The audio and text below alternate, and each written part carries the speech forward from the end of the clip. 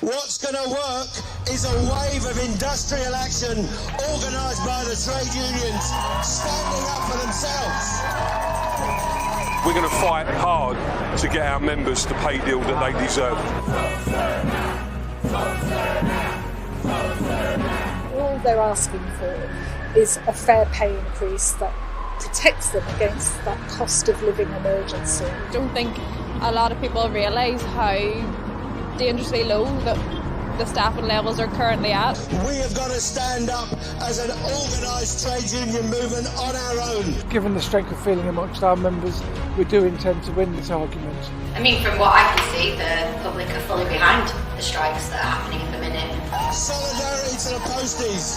Solidarity to the UCU. Solidarity to all of our educators, health workers, private sector, every worker in one movement, telling every politician, we are here to stay, the organised working class, and we are going to win for our people.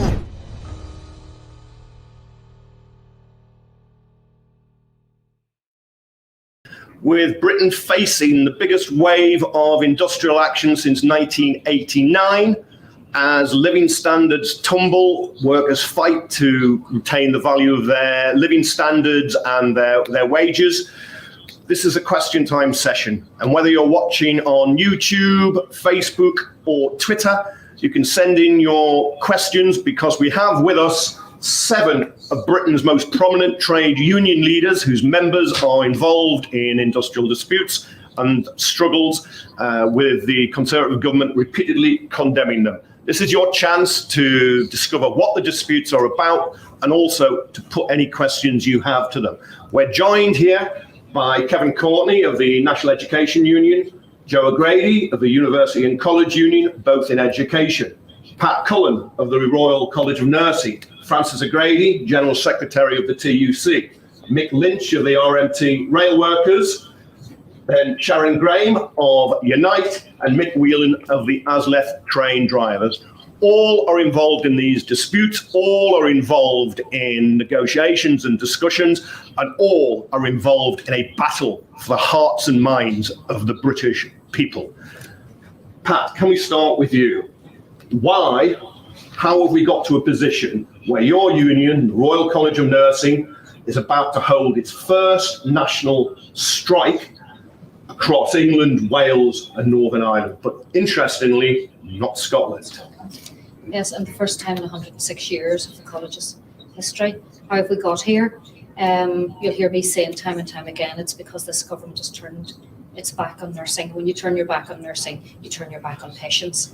And that's how we've got here. Our pay for our nursing staff has dropped by 20% over this last decade. They're not looking, as I say, to have their pockets lined with gold or to get to the top of the ladder in terms of earning millions. They're asking for a decent wage for what I call an exceptional job that they do every single day. And year on year, their pay has been rated.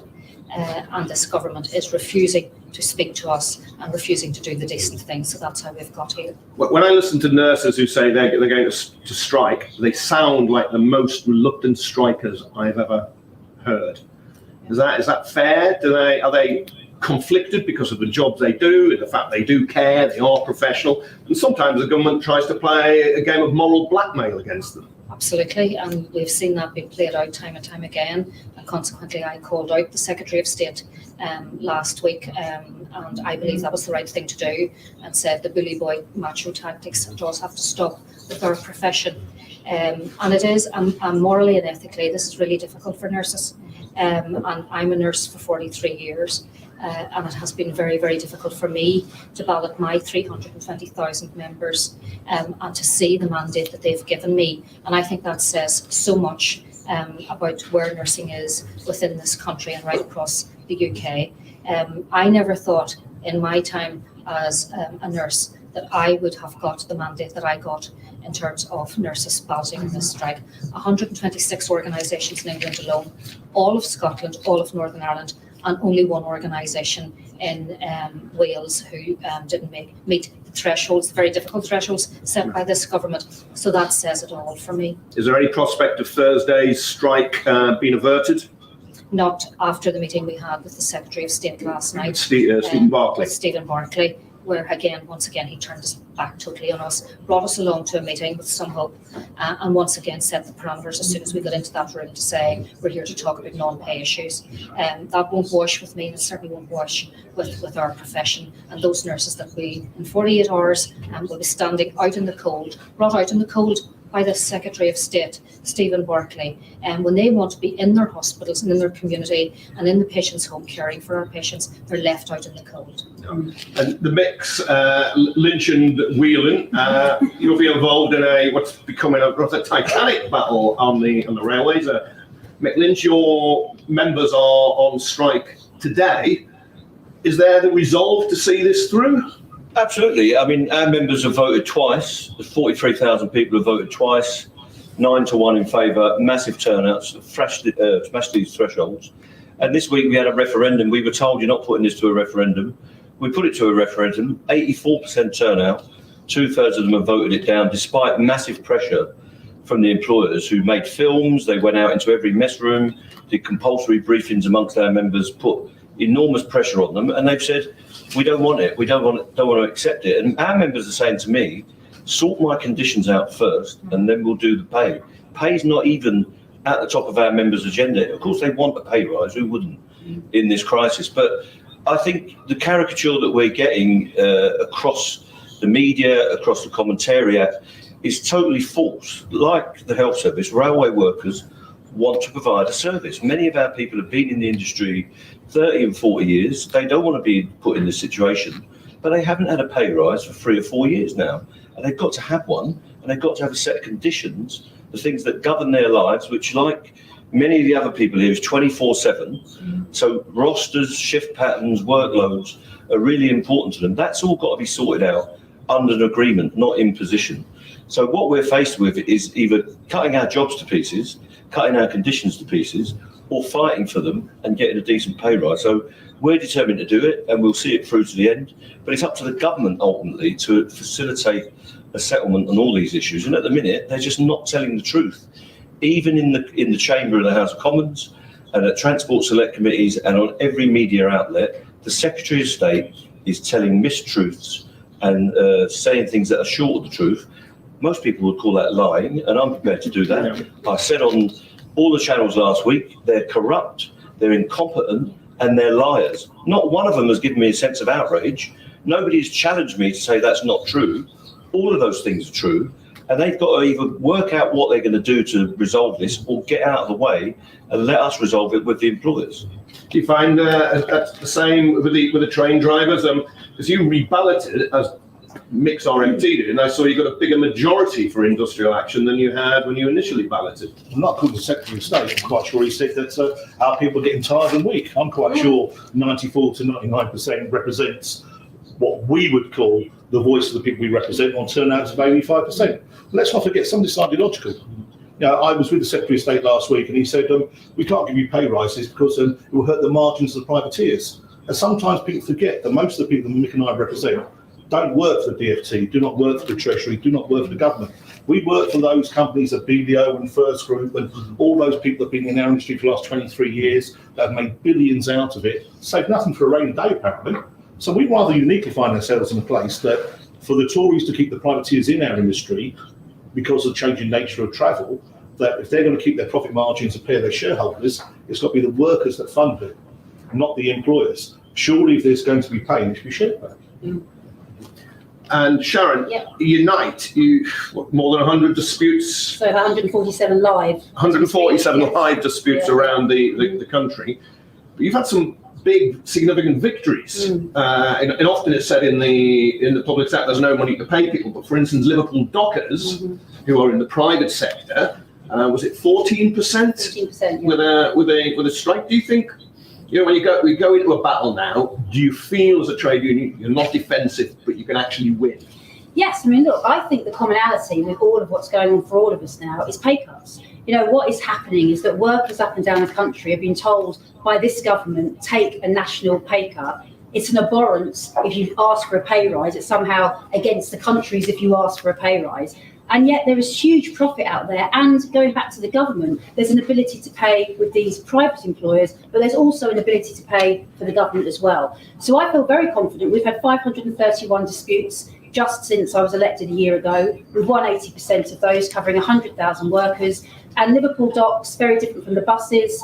We've had 101 bus disputes, and we've won double digits in all of those disputes. Now, you don't win everything. That's life. You don't win everything. But there's a confidence building, I think, of members to say, actually, we have a right to stand up and say we deserve a pay rise. And I think that's what we're seeing across our unions and also in our unions. Is that because the level of inflation, which is 11.1%, consumer prices index, 14.2% on the retail prices index, which I believe includes mortgages? Do you think people, the workers, are just looking at the sums and seeing what it's doing to their living standards, and it's making them more determined than the old traditional threats or fears or ebbing or even vanishing? Well, I actually think there's been a real shift. I'm not going to overstate it. Of course, pay rises and inflation and making ends meet has been part of that. But there's definitely been a shift after the pandemic that I've seen, literally seen it happening, where I think workers are fed up with the fact that every time there's crisis, you can go back in history to see this, every time there's a crisis, it's working class people that are sent out there to deal with it. And when the crisis is over, they bring those working class people back and say, now you're going to pay for it. We saw it in 2008 after the financial crash. And I think people are sick and tired of us being conned. There is money there to pay for the public sector pay. There's money there in these companies that have got huge profits, more profit than they were making before the pandemic.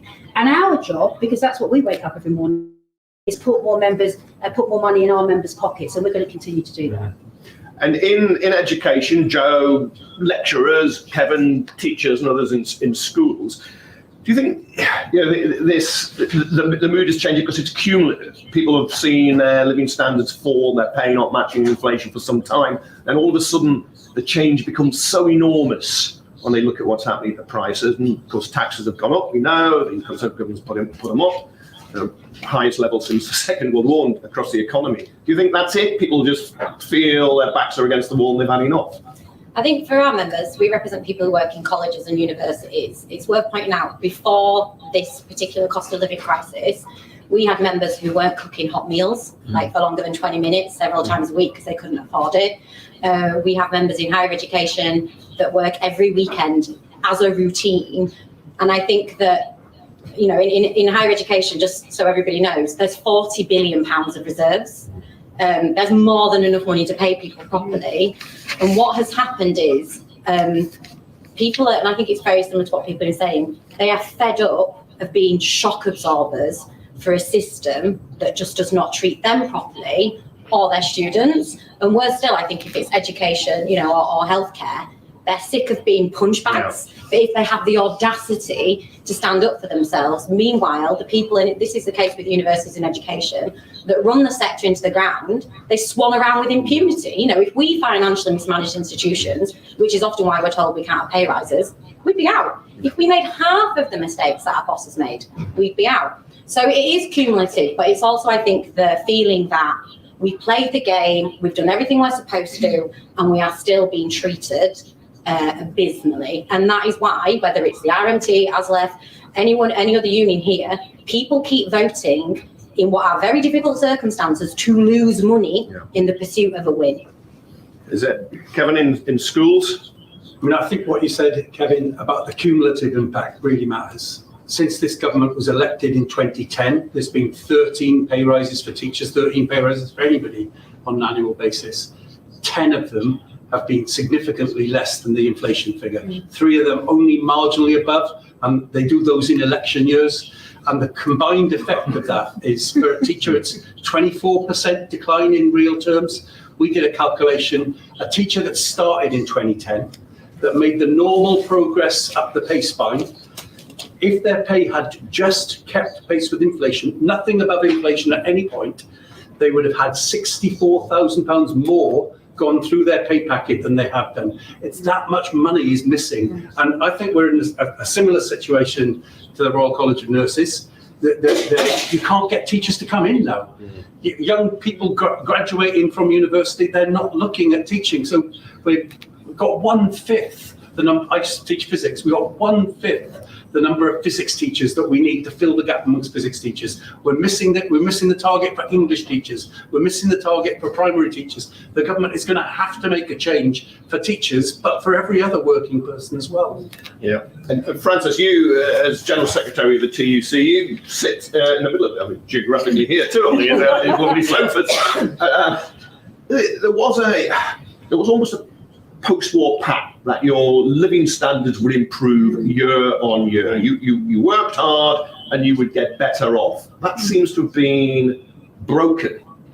I think it clearly has been broken, not least over the last 12 years with the Conservative government, where we've had the longest, harshest living standards squeeze on record. But I think it's something deeper than that. I think others have referred to it. During the pandemic, everybody was out on their doorsteps, clapping every single group of workers represented around this table and saying they were heroes, they were angels, and they were going to get their reward. We didn't think it was going to be in heaven, we were hoping for something on earth. And I think something shifted in people's heads, that they suddenly realised that, the really valuable work in Britain, frankly, isn't done in the City of London. It's not done around the boardroom. It's not done by shareholders whose dividends have been rising 3 times faster than pay. It's the work that decent men and women do in Britain day in, day out to keep the transport going, to look after us, to teach us and educate us and get us around the country. It's dare I say, it's not even just about the money, important though that is. And I am fed up of hearing of dedicated care workers whose kids can't afford new shoes. I'm fed up of it. But it's not even just about the money. It's about having some respect. And when we're faced with ministers who refuse to even sit down and discuss in a mature, respectful way the difference between us, we are trade unionists. We know this is all about compromise, that you don't get everything you want, that you come up with a deal, you do this, we'll do this. But if you won't even agree to come around the table, where does it leave millions of working people who work hard for a living, long hours, and deserve some respect? So if the government is playing hardball and is pulling down the shutters, these strikes will go on into 2023? Yep, because I tell you what, I refer to my friends here, but I have never seen such determination from working people. I have never seen working people backing each other in the way that they are now, because these are different strikes, but it's the same cause, and people are determined to stand together. Yeah, great. All right, now we're going to go on to questions, and please bring your questions in if you send them in. And we've got one from Suzanne Mooner, who asks, for the union leaders, is Keir Starmer and the Labour Party doing enough for workers in the economy, workers' rights and housing? Now, Mick, your union's affiliated to Labour, pays. Sharon, yours does. Nobody else's is. But your unions are heavily involved in the Labour Party. In fact, Mick, you chair the organisation between the party and the trade unions. Is Keir Starmer doing enough? Quite honestly, quite simply, I think he's concentrating on winning the next election. I think the clue's in the title. Trade unions formed the Labour Party. The idea that any shadow minister should be banned from standing on any picket line supporting workers, who are potentially voters as well, aren't they, at the same time, I find wrong. On the other side of the coin, though, we've seen many good Labour MPs standing on your picket lines, everybody else's picket lines, standing up for their communities and the people they serve. But we'd like to be more vocal. The one thing that we do have in the bank is within the first 100 days of the Labour government, they will repeal all the anti-trade union laws, and that is the one promise and pledge we hold dear and we hope happens. Yeah. I mean, I think they've got to do more just to be better than the other lot. I mean, you can't get in because you're just better than the other lot. I mean, I think people will be fed up with that. I've said to Keir, and I've met him, so it's nothing, new for me to say this, but they have to get this problem by the throat now and say, okay, the inequality that's happening in Britain is abhorrent. And they have to then talk about the choices that they are going to make, which will be different to the choices that the Conservative government are making. This slipstream that we've got into now, where we're saying there's a black hole of £40 billion, actually, the fiscal rules have been changed, and that's why we've got a black hole of £40 billion. You could equally put them back to where they were in 2018 and not have a black hole. So what they've got to do is come out very determinedly and say, this is what we're going to do to make Britain fairer. Not just tinker around the edges, because quite frankly, we've gone beyond that now. We've had 12 years of where we are, and we need something more radical than we're better than the other one. Yeah. You in the past, Sharon, have suggested you may not think you get good value for money for the United spending of the Labour Party. Will you maintain that link this side of the general election? Yeah, so basically, look, it's like being in a club. You pay affiliation fees, you're in a club, but of course, around an election, you would normally give more money in terms of that. What I think is really important, and what my members will say as well, if you are the party for workers, stop being embarrassed for sticking up for workers. Don't be embarrassed to be on our picket lines, because that's where workers are. And when workers get to picket lines and when they're on them, they are in struggle. That's when workers really need you, when they're on a picket line. So if you're embarrassed of that, that really concerns me. Mm-hmm. Now, of course, Kevin, Joe, Pat, Mick, your unions aren't affiliated to Labour, but you have an interest in what the opposition leader says, who is on course at the moment to be the next Prime Minister. What do you think he should say that he doesn't? What would you like? He needs to find some values, and he needs to empathise with what we're doing. I don't expect him to turn up on a picket line. He'd be welcome. But he needs to make a stand in his public pronunciations that he supports working people's efforts to get a better standard of living. But he's not the only game in town. We've got Scottish nationalist MPs who are coming closer to our position than the Labour Party. Welsh Labour is doing some stuff for us that we like. They're not just rolling over for us. There are tough negotiations. But he's got to show that he's interested in working class people's issues. And he's not doing enough of that at the moment for me. But I don't want to go too far because it makes me a bit cross every now and again. Don't be as cross as you like.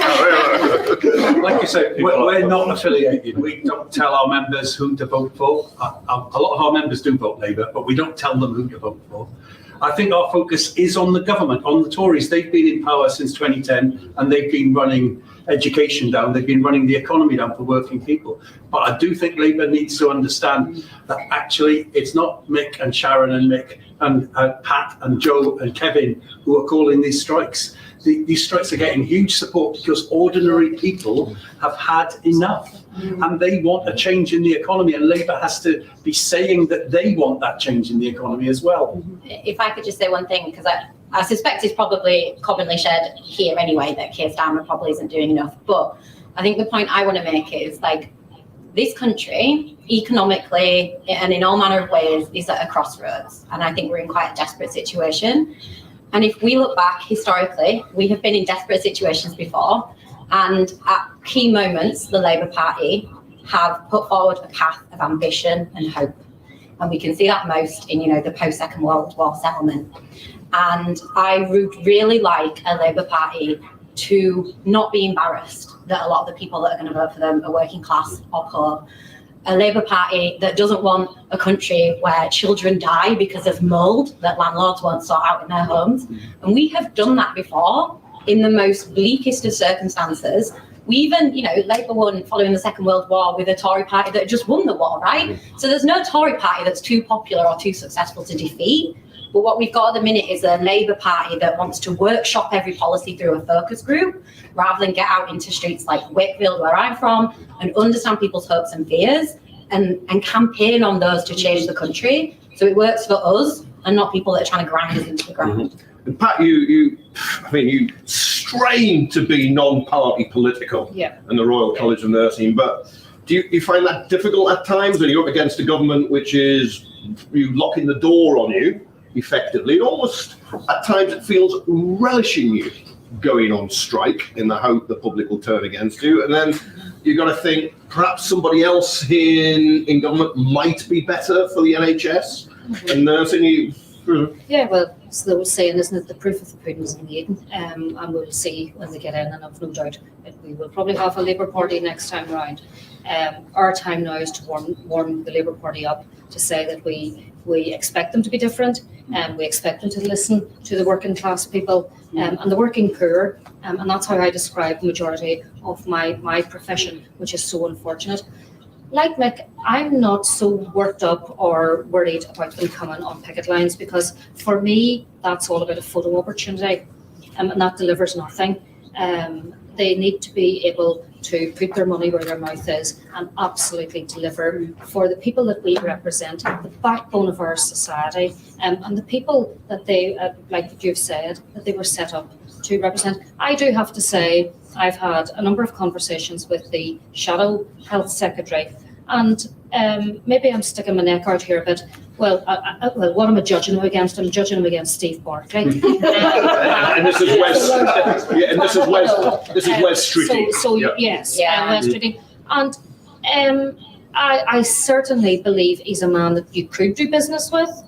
And I'm not saying that he's going to come in and be the panacea, but he brings a different tone and different dynamic to the conversations that I do have with them. And I think the thing about the picket lines is right, because obviously one man or one woman on a picket line is not going to change the fortunes of the strike. The thing about it is it's the mood music it's setting, like it's a naughty step. You know, if you're on a picket line, it's something bad to be.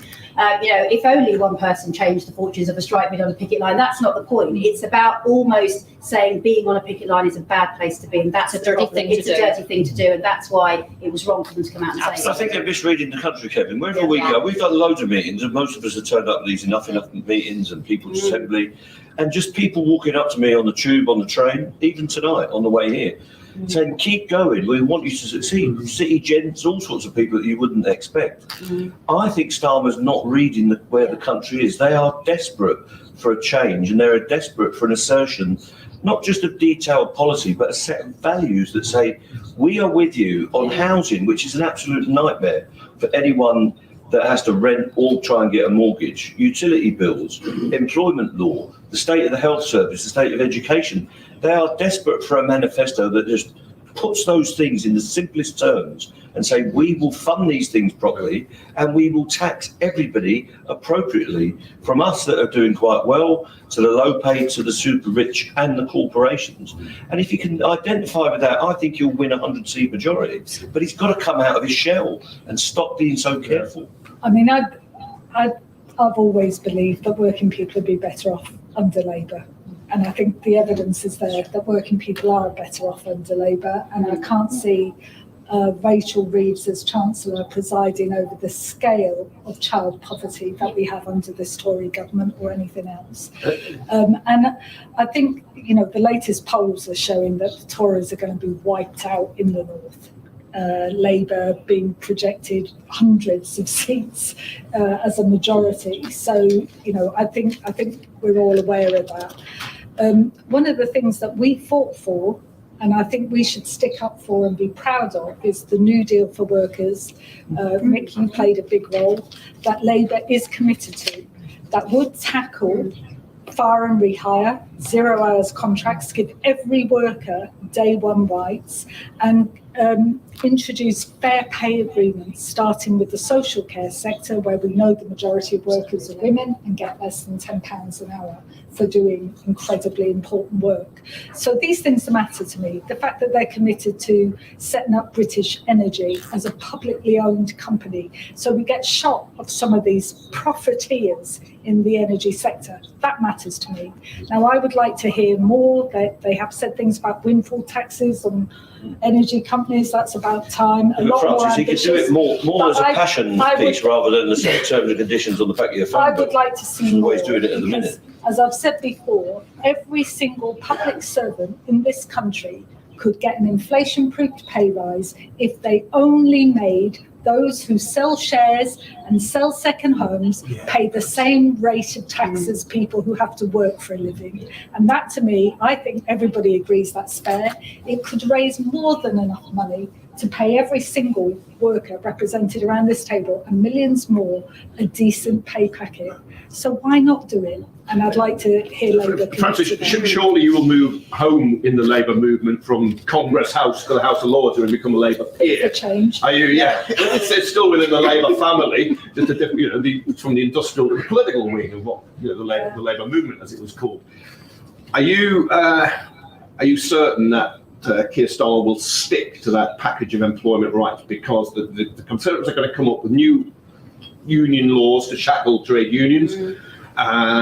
and he said at the TUC Congress he would vote against them. Then last night on TV he said he was likely to vote against them, which wasn't quite the same. Now, I may be over-reading that, but nevertheless. I think you are over-reading it. I think there is a clear commitment to repeal that anti-trade union law from 2016 and anything they get away with introducing this time round. And we're going to have to fight them tooth and nail. But I tell you, we also need to make that message to employers that if you take advantage, as they've been doing in a number of areas, Royal Mail and all the rest of it, of these new powers for employers to replace striking workers with cheap agency labour, vulnerable workers being asked to cross picket lines and substitute for workers on strike, that is so clearly outrageous and unfair.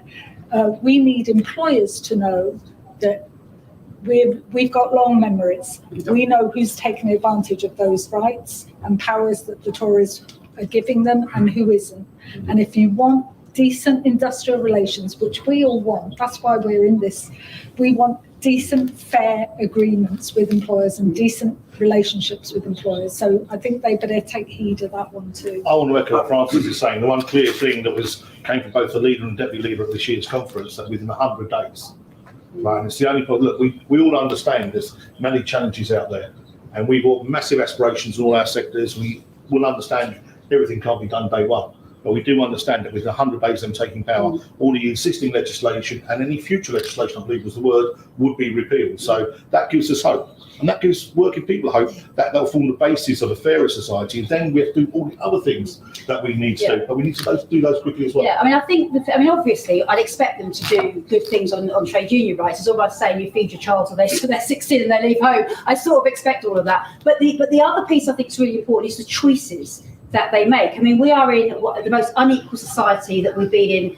for years and years and years, and that's because of the choices that the Conservatives have made. There's no point Labour getting in and then just pulling a little bit, because there are real choices. You know, we were talking earlier on about this black hole of 40 billion. Actually, new fiscal rules has meant it's there. 170 billion pounds in energy excess profit, not profit, excess profit. Why don't they take 50 billion of that, get rid of the black hole, and pay the NHS the wages they need? Keir's not coming out and saying, I think that's what we'd do, we'd make a different choice.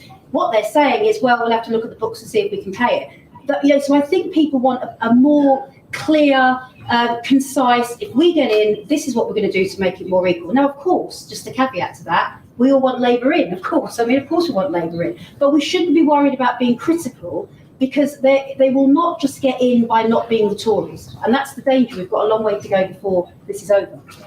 I do think we need that economic radicalism from Labour, and we need that commitment to trade union laws.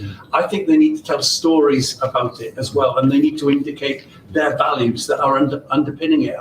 My dad left school at 14, trained as a car mechanic, worked as a lorry mechanic in a factory on the Treforest Industrial Estate.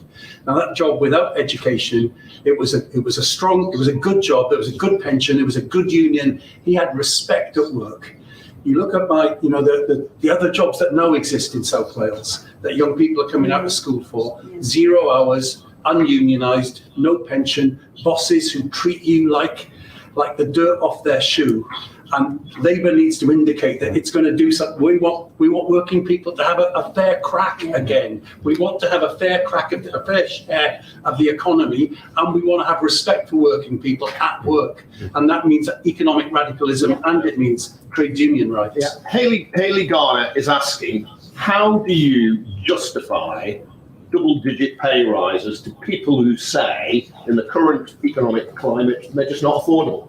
And Sharon, your name specifically, how do you justify it? Well, we have justified it 531 times this year so far. Yeah. I mean, I think the key thing is that there is the ability to pay.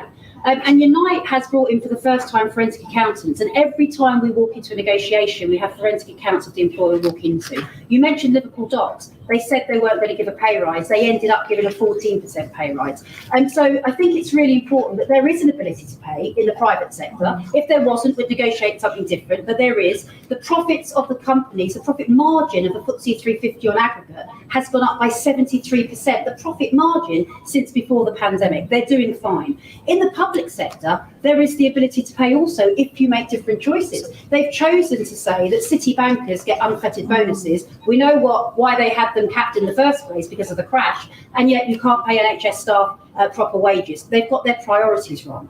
And so I feel, actually sometimes, we've just won yesterday for security guards, not too far from here, a 22% pay rise. That was won yesterday because the company they work for is absolutely minted.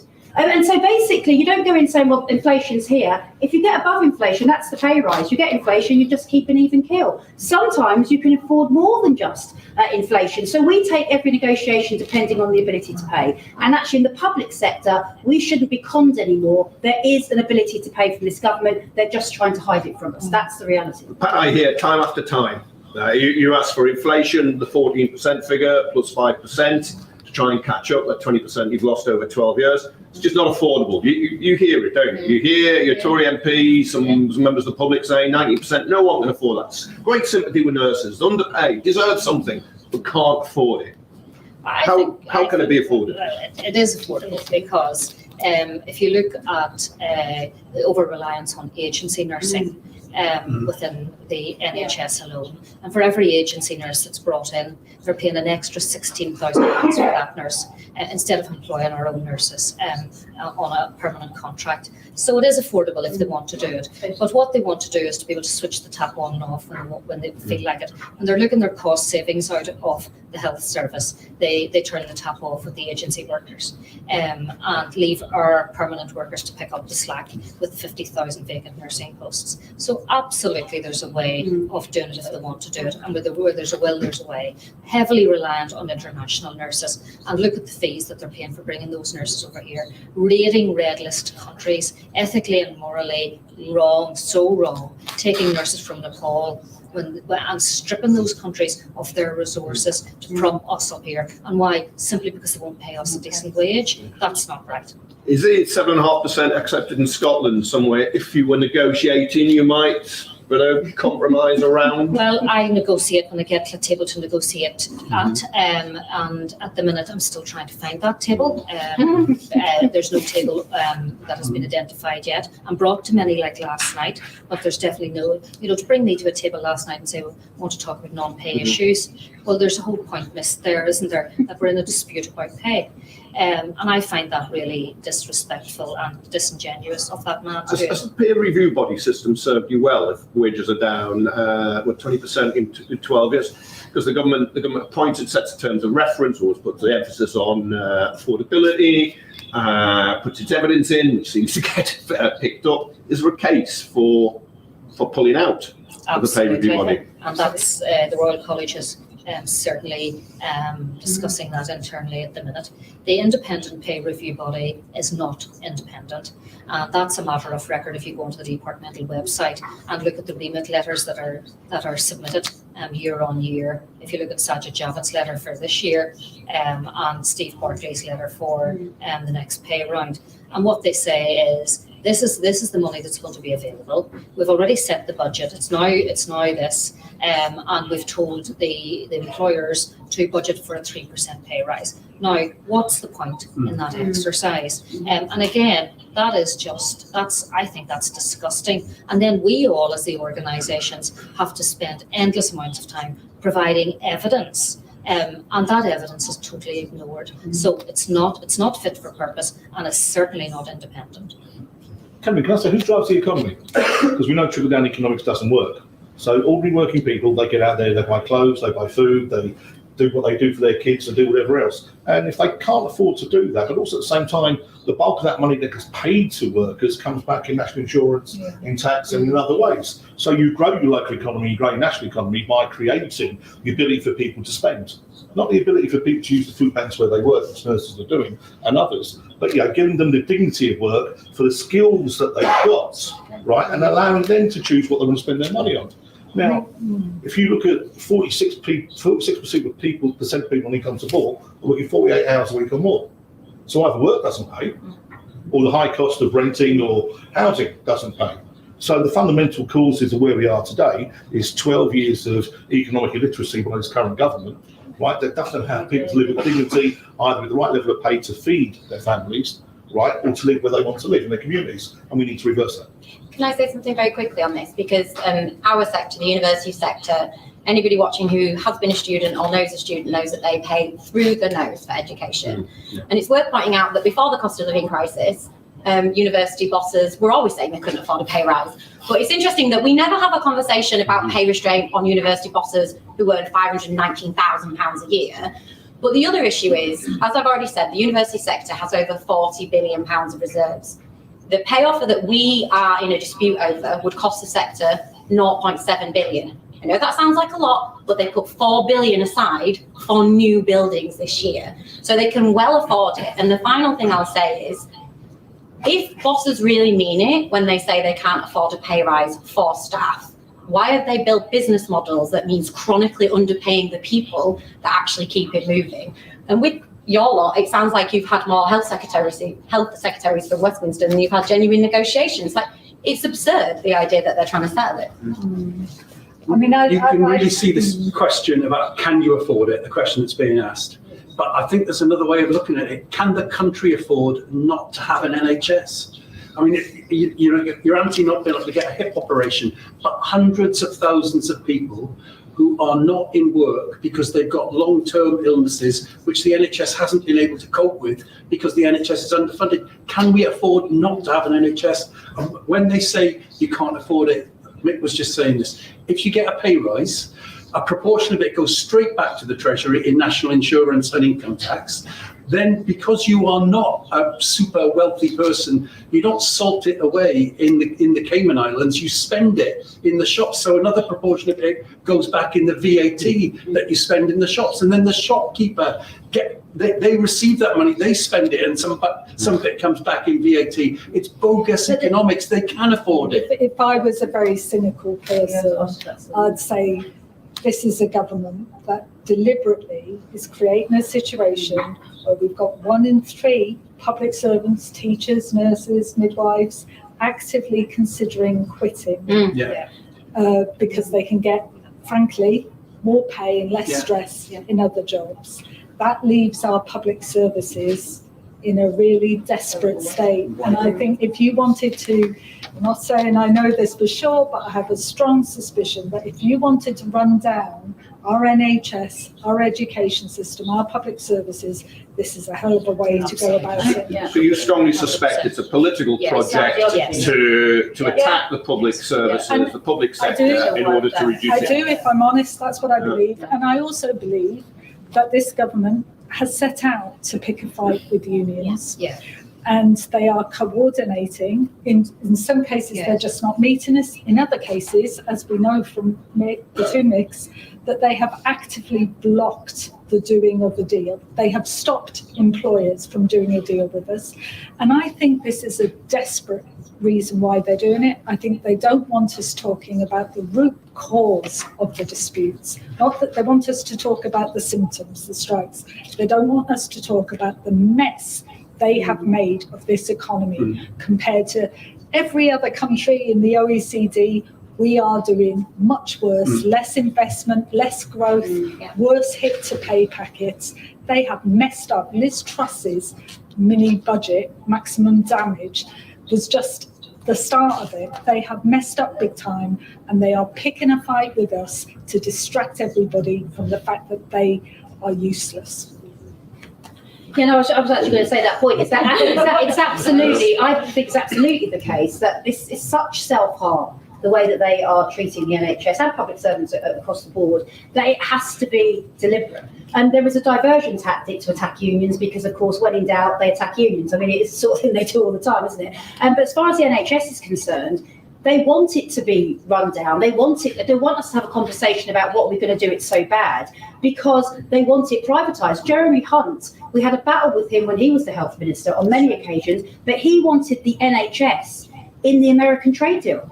Now, remember, he fought to have the NHS in the American trade deal. So if somebody thinks like that, then of course you can understand where we're probably going to be heading off to in relation to that. So I have no doubt, I wouldn't just tiptoe around the edges of it. I think that it's as sinister as that. I think they want to privatise the NHS. They couldn't come out and say that, but that is the road they are walking us down. There's no doubt about that. Right, you said, Sharon, one person on a picket line couldn't make a difference. Oh, right, well. But Elaine Donnelly is asking, what can the public do to help? Clearly a supporter. We'll start with Kevin and ripple round. Well, I think if you were on your doorstep during COVID clapping the nurses, I think you should be on a nurses picket line on Thursday clapping the nurses there. I think it is good to show solidarity with other working people, and being out supporting them is a good way of doing it. If the public is clearly on the side of the nurses, the railway workers, other strikers, the government will be very frightened. I think if you can find it online, and unions normally promote them, donate to the strike funds of unions, and definitely go to a picket. You can usually find them online, and if you are in dispute, particularly for nurses, for people in education, are really worried about the general public, even if you're just driving past, honk your horn. If you're on a bicycle, ping your bell. Anything that kind of vocally shows you're with people really means something. Pat? For me, I just want the public to know that this has been very difficult for nursing staff. And I'm dreading Thursday because leading my brilliant profession onto picket lines because they've been left in this position is very, very hard. And I want the public to realise that this is for them, and just stay with us and stick with us, because we won't let you down. And don't turn against us, because we are desperately trying to change the health service for you.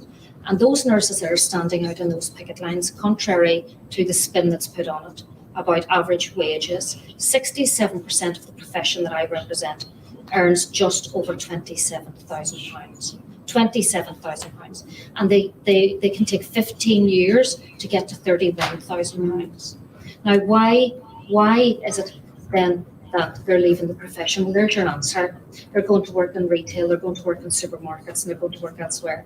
And I think that's despicable to do that to those people that have stood and held us together through a pandemic. Those are the people working in our intensive care units. Those are those people that have held us all, kept us alive through the pandemic. And that's what they earn. So let's stop the spin about they have an average wage of this, that, and the other. It's just over £27,000. And they can spend 15 years getting to £31,000. That's morally and ethically wrong to ask those people to do that. I have travelled the breadth and depth of this country and speaking to thousands of nurses, and they've taken me to show me their food banks.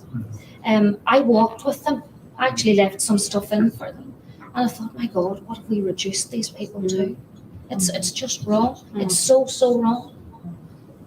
I mean, was it Elaine? Yeah. First up, just fantastic question, and even just asking that question cheers me up, and I think it will cheer up every worker who's out there, knowing that there's support. And it is important to find different ways of just encouraging each other and supporting each other during what our reps as well are feeling under real pressure. So that support matters a lot. But I would also ask people to get in touch with your local MP. Because I tell you, the only language that Conservative MPs understand is whether or not they're going to be in a job come the next election. And I think they have to understand that they will pay a heavy political price if they won't do, which is all that's being asked, is come around the table. Because for everything I've said today, in the end, I'm a trade unionist. I don't have to like an employer across the table, but I want to do a deal with them. And that's all we're asking, is that we can negotiate a fair deal. So if you were to write to your MP and anybody else who's watching, if they'd write, especially if they've got a Tory MP, and say, go and tell the cabinet ministers that you've got to, this isn't going to work. I think people have a lot of common sense. They can see when we're being stitched up. They can see what's fair, what's right and what's wrong. And just put pressure on them to, I don't want to humiliate anybody. They don't have to be shamed, but just change course, come to the table and negotiate a deal. Yeah, well, all of that, and I'll be out supporting the nurses. My wife has been a nurse for 38 years, and she's had as poor a pay rise as anyone else. So my whole family is steeped in the NHS, as many working people are. So we've got to get behind that, but we've got to do a bit more as a movement to give people like Elaine an outlet. So I'm hoping in the new year we'll have a national momentum of action, coordinated action across all our sectors, and get people out so that they can protest in every town and every city in the UK and every county, wherever we can, not just on our pay, but defending these institutions of the working class, which is our education system, our health system, and all the rest of it. So we actually stand up for what we created after the war. And then I think people will be motivated, and they will start to push Labour. They will start to push some of the reluctant progressives that we've got around that like to carp, people in the Guardian, for instance, about what we're doing. All those columnists that are sort of a little bit panicky. We've got to get a movement that's right across that puts every politician, whether they're a nationalist politician or a Labour politician or a Liberal, or whatever they are, we've got to put them all under pressure. And that includes the Tories, as Francis was saying. So I'm hoping we come out of our shell a bit, as many of us have, and gravitate people towards us on every dispute, whether it's affiliated unions to the CUC, affiliated unions to Labour, whatever they are. If we're involved in the workers' movement, we need to get out there into our community and give people like Elaine the chance to take part in a progressive campaign. And if you're not a member of the union, join them. Yeah, no, I mean, obviously a lot of it's already been said, but I think the important thing about politicians is that they follow, they don't lead. And when you think of the changes that have been made over many, many years, over many, over tens and tens of years, it's when people move that they move. And actually, we've got to find a way to collectivise people, communities, linking our industrial strategy with our communities. Not the fall of occupational pension schemes and the fact that is no longer, there's 1,000 left in Britain, 1,000 occupational pension schemes, and people just don't open them anymore. That is linked directly to pensioner poverty. Because people do not have enough to live on. We need to link the industrial issues that we're fighting every day to those community issues also. The other thing, Elaine, I'd say is that if you see a picket line, go up to the people and speak to them, because it is a lonely, lonely place. It's very cold at the moment, I have to say, out there too, but it's a lonely, lonely place, and it's a hard thing for a worker to withdraw their labour. So if you see a striking worker, please let them know you support them. And Mick, I mean, as left as a pretty, you're a strong union. I mean, it's often some people resent the fact you are a strong union and you've got middle class wages for working class people driving trades. It's a very skilled job too. No, we've got working class wages that all the public sector deserves, every vocational worker deserves, every good worker deserves, and a standard of living that allows people to decide, look, we haven't been paid rise for 3 years. I'm not going to apologise for giving productivity that generated our wages in a system that the Tories create through privatisation. What I'm going to say is that we need to protect those vocational jobs that need to be respected.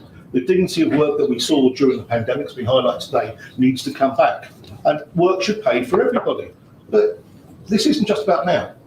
These jobs need to be there for our children, our grandchildren, future generations. If we lose these battles now, the quality of work for the people that come out of school and university future is going to be severely damaged. This isn't a battle about railway drivers or in engineering or in education or the NHS. This is a battle about the quality of work that should stand in our society for everybody from now in the future. So get your kids on the picket line, get your dogs on the picket line, get your cats on the picket line. Let's get some nice cat photos on Twitter. Right? Come and talk to us, come and see that we're not the owners, and come and listen to our causes, because our causes are your causes. Right, take it right. And this is the final question. It's from Saul. I think it's specifically aimed at you, Mick.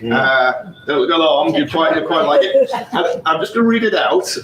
Can the panel have a minute's silence for Richard Madeley?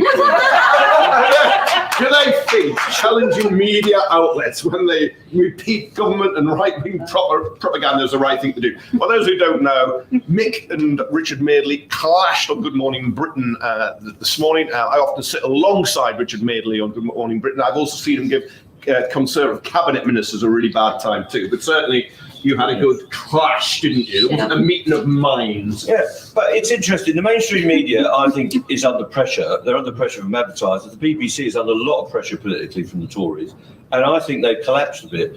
What I'm glad about is all these, especially young people, alternative channels. Mirror's getting into it now, but we've got Politics Joe, we've got Double Down News, we've got all sorts of people I've never heard of, frankly, that are there, that are willing to put out unfiltered trade union news. And I think that's a real positive development, because many people for whatever reason, don't trust the mainstream media, as it's called. They don't trust what's coming out of the BBC, and they're going to other places. I do realise there's a lot of right-wingers out there with their own channels, but it has been a great part of this dispute, and many of the disputes that we're in, that people are willing, sometimes unpaid, to put themselves up there. That's not a great story for the NUJ. I know that Politics Joe is organising in the NUJ, to be fair to them. So it's great that there's been a little bit of a flourishing, and people are looking for different places to get news, and I think that's a positive development. But Richard, you know, if there's going to be an Alan Partridge character in a pantomime coming up, he's got the part.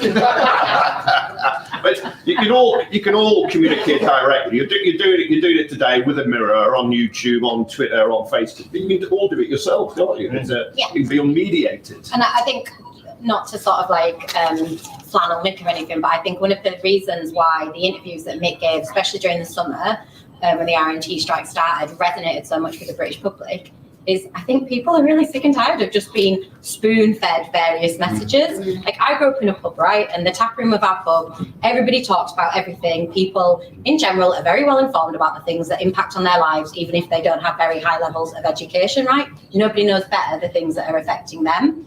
And I think it's really refreshing. And I think, you know, most people do. And to hear voices like Mick and ours, we can communicate directly to the public. And it is worth pointing out, you know, if you are younger these days, you are more likely to go to TikTok to find out what something is about than use Google or a news website.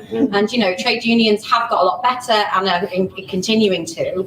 And I just think that most people know what's what. Like, you know that low pack costs £5 now. You know that your rent has gone up by possibly £400 a month. Like, these are realities that exist for you, regardless of whether or not we should be lighting a candle for Richard Madeley or laughing at him for a minute. Do you know what I mean? It's like, people are not fools. I think that really matters, because we're in a social crisis in this country, that hundreds of thousands of people who can't put the heating on, hundreds of thousands who can't afford to eat properly. And that's just not reflected in much of the media. And ordinary people know it. And that's where these strikes are coming from, is that people are saying, no, we need a pay rise. And it's pay rises that are the solution to the crisis that we face, because people can't afford to buy the low pack. Actually, can I thank the Mirror, because I don't think there's many outlets that have had a panel like this. Thank you for done. No. We used to have the Mirror in our pub, just so you all know. We did.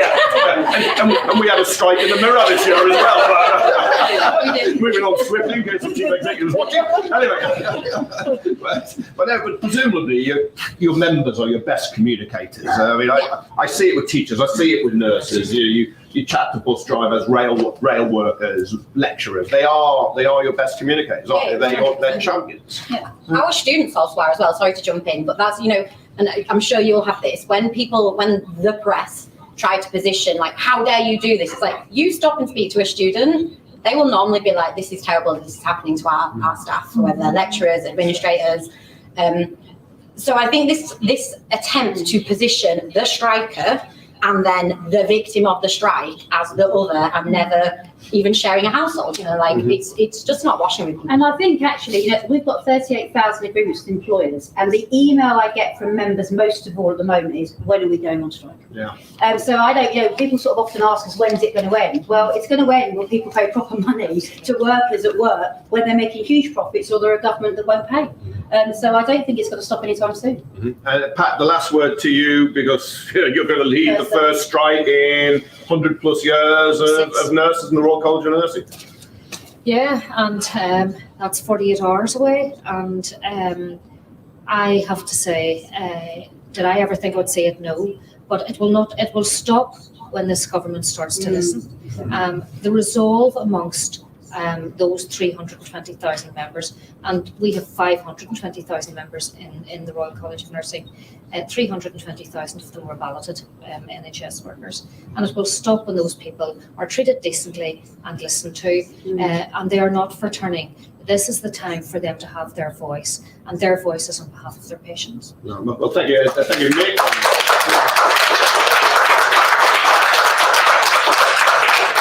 Mick and Sharon and Mick and Francis and Pat and Joe and Kevin.